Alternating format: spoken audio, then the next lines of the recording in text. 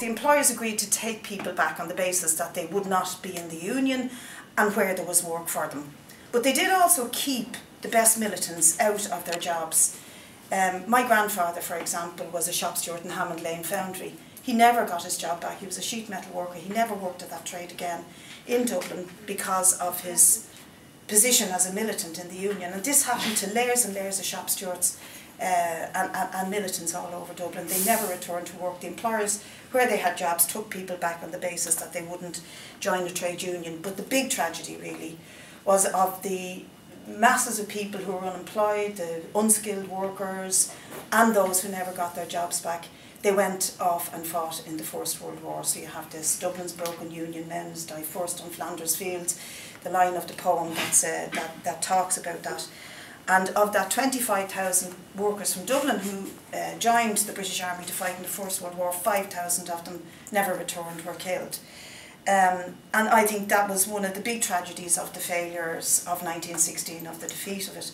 But I think it is also important to say that, you know, sometimes the defeat on the short term, on the initial stuff, is absolutely defeat, but it's also important to say there wasn't entirely a defeat. And I just want to read something that Connolly said at the time, about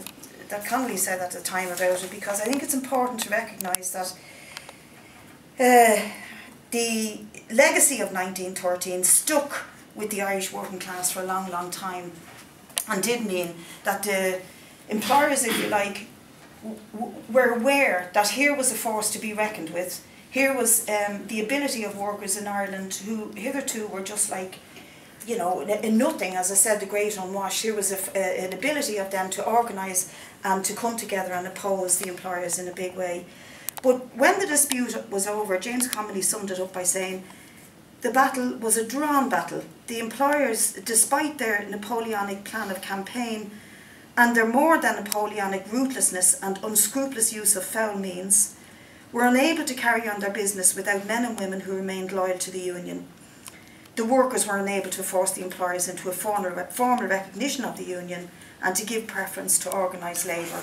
And, you know, I think that's absolutely true of the outcome of 1913.